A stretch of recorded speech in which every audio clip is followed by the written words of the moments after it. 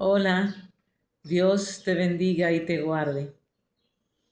Que su bendición y su gracia siempre estén sobre ti.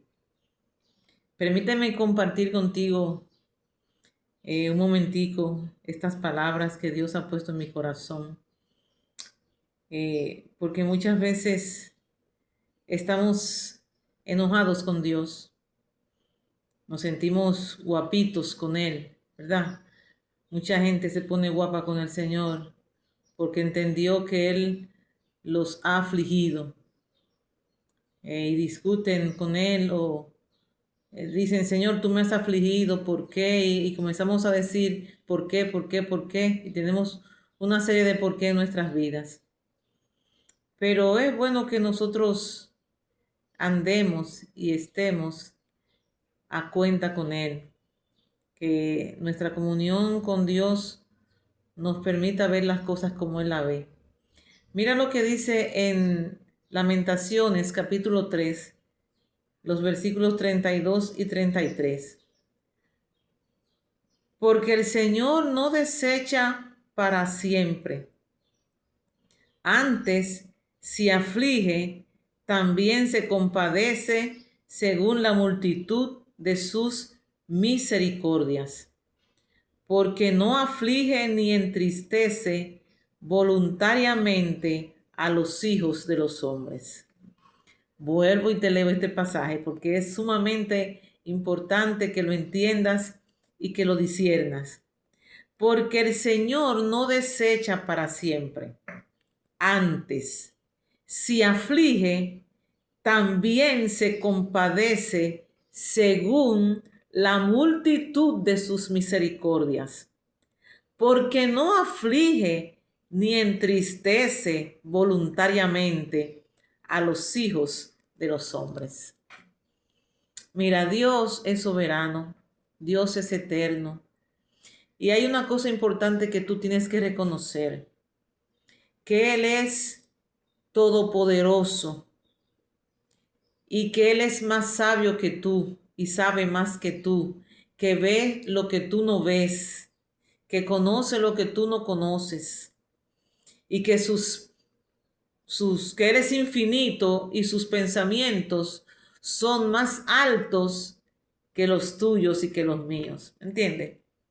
Entonces, en su soberanía, Él puede tomar decisiones y acciones que son justas y perfectas, inclusive a favor tuyo, aunque en el momento tú entiendas que te está afligiendo. ¿Mm? Muchas veces Dios toma decisiones en su soberanía en la que tú piensas que está mal, pero realmente está bien. El que tú no lo entiendas no significa que está mal. Es que tú tienes una mente finita, tú y yo tenemos una mente finita y vemos y pensamos con nuestra mente finita, pero Él es infinito, tiene una mente infinita. Entonces tenemos que aprender a respetar esto. Y en cuanto a esa aflicción, y te voy a poner un ejemplo, por ejemplo, vamos a suponer que tú tienes meses orando y ayunando para que Dios sane a tu papá, vamos a decir. Sane a tu papá. Es decir, tu papá tiene una enfermedad, está en cama, su situación está bien delicada y tú estás orando, llorando, llorando para que Dios lo levante de la cama. Quizás tiene un tiempo mucho tiempo en la cama, pero estás actuando en la fe de que tú crees, de que tú quieres que lo levante. Y eso está bien. Y eso está bien. ¿Sabes por qué está bien? Porque la Biblia dice, el mismo Jesús nos dijo, pedid y se os dará, buscad y hallaréis. Es decir, Él es que nos manda a pedir. Ahora, ¿qué es lo que nosotros tenemos que aprender? A pedir conforme a su voluntad. Eso sí tenemos que aprenderlo. A pedir conforme a su voluntad. Fíjate que la palabra dice que de que pedimos como conviene no lo sabemos, pero que el Espíritu Santo nos ayuda en nuestra debilidad. Es decir, a veces estamos orando en nuestra debilidad por lo que queremos. y no le estamos dando mente a otras cosas, a otros aspectos que Dios está tomando en cuenta. Yo estoy orando conforme a mi debilidad, conforme a mi deseo, conforme a lo que yo veo, en lo que Dios me permite ver, en este cuadro que Dios me permite ver. Pero Dios está viendo otro cuadro muy diferente al que tú estás viendo, porque tú no puedes verlo, porque tus ojos son limitados. Pero Dios no tiene los ojos limitados. Sus ojos y sus pensamientos son infinitos. Entonces Dios está viendo otras cosas que tú no estás viendo. Y por eso es que tenemos que pedir al Espíritu Santo que nos ayude a orar como conviene y conforme a la voluntad de Dios. Yo siempre recuerdo una vez que cuando mi madre murió, la tuvimos que internar de urgencia en la noche y cuando yo estaba orando en la madrugada, es decir, la dejamos en la clínica con una de mis hermanas y orando en la madrugada, o por ella, diciéndole, Señor, mira mami, mira cómo está su situación. En un momento dije, y confío, Señor, en que tú vas a hacer tu voluntad en ella. Pero en ese momento que yo dije, su voluntad en ella, que hubo como un compás de espera para seguir diciendo lo otro que quería decir en la oración, inmediatamente sentí una vocecita, lo que llamamos la vocecita del Espíritu Santo hablando a nuestro corazón. Y yo escuché esa voz que me dijo, sí, pero mi voluntad es que ella se vaya.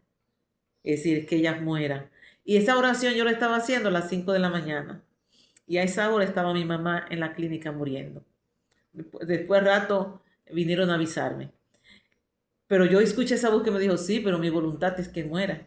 ¿Entiendes? Es decir, cuando uno ora para pedir la voluntad de Dios, tenemos que aceptarla. Pero fíjate que este pasaje dice, antes si aflige, también se compadece. El Señor sabía que yo iba a pasar por una aflicción. El Señor sabe que pasamos por aflicción. El Señor sabe que tú estás pasando por una aflicción. Y si estabas orando por tu padre, por ejemplo, en el ejemplo que te dije. Pero, aunque Él nos aflige momentáneamente, dice que también se compadece. El mismo Dios que aflige es el mismo que trae el consuelo. Y el mismo Dios que aflige es el mismo que luego inclusive nos bendice y luego inclusive nos hace ver cosas que nosotros no veíamos y que luego tenemos que decir, Dios mío, gracias, porque en ese momento yo no entendía, pero ahora veo por qué era necesario que esa persona se fuera en ese tiempo, por qué era necesario que yo pasara por esta prueba, por qué era necesario que yo no comprara esa casa en ese momento, por qué era necesario que ese empleo no me lo dieran, ¿me entiende? Dios tiene el control de nuestras vidas. Y a veces, muchas veces, esa aflicción por la que estamos pasando y que no entendemos, tiene un propósito, ¿entiendes? También las aflicciones tienen propósito, es decir, nosotros muchas veces estamos muy centrados en nosotros y oramos de una forma como si estuviéramos dándole órdenes al Señor que haga lo que yo quiero. Es decir, como si yo le estuviera ordenando al Señor que haga lo que yo quiero que él haga. Y no es así.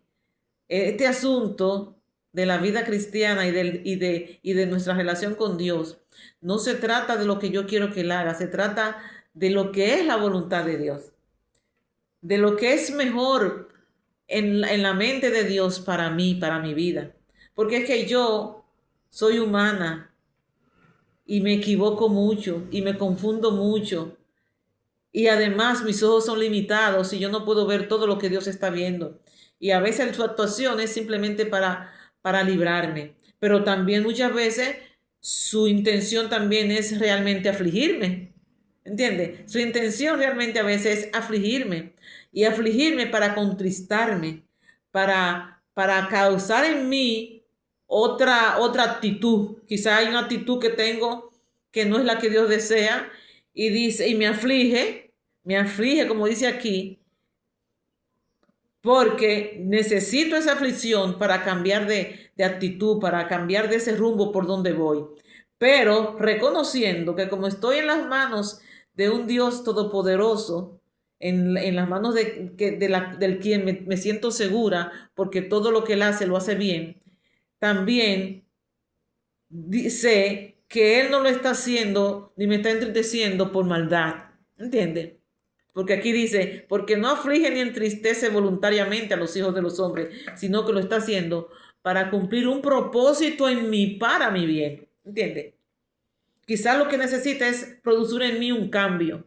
Y de la única forma que va a producir ese cambio es afligiéndome en ese momento, contristándome, ¿me entiendes? Con esa aflicción, para luego obtener la actitud en mí que corresponde, pero nunca sin compadecerse, ¿me entiendes? Me aflige, pero nunca sin compadecerse.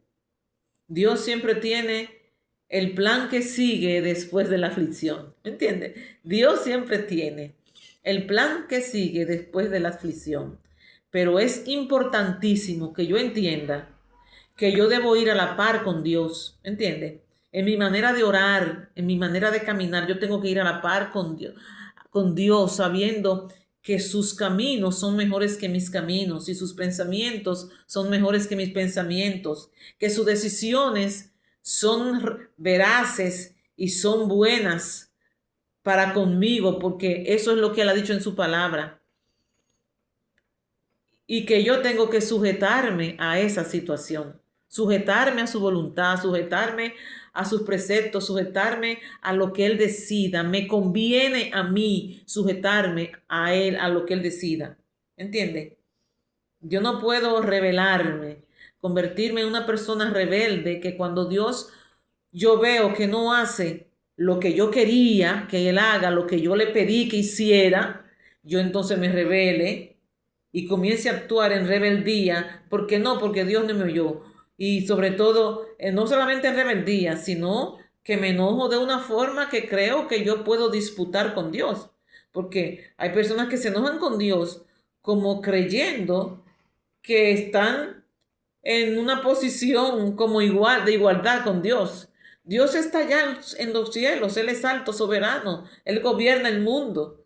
Yo no puedo ponerme a contender con Dios porque no me sale, ese pleito no sale, no sé, no me sale, yo no soy, no puedo ponerme en igualdad, como que yo estoy peleando con otra persona y enojarme como que por mi enojo él va a cambiar de posición. ¿Entiendes? Por mi enojo y por mi maldad y por mi rebeldía, él va a cambiar y va a hacer lo que yo quiero. No, Dios no es así. Tenemos que aprender a respetar a Dios y sobre todo a sujetarnos y a esperar que Él obre conforme a su voluntad y a entender que lo que Él hace lo hace bien y lo hace perfecto, aunque yo en el momento no entienda.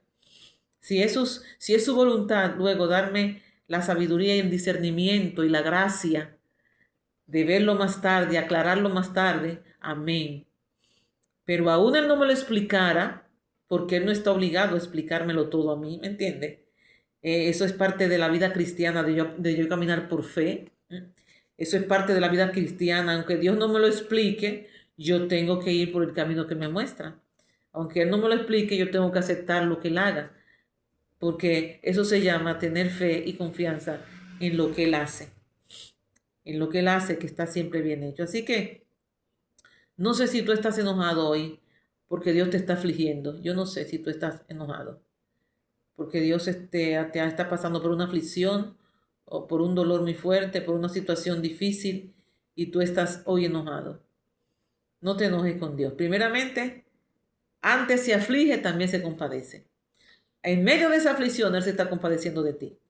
En medio de la aflicción se está compadeciendo.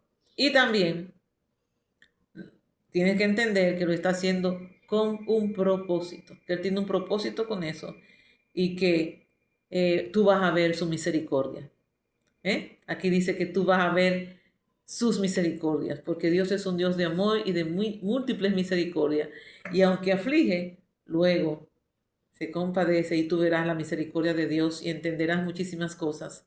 Así que ten mucho cuidado de que el enemigo te tiente en este momento de dolor.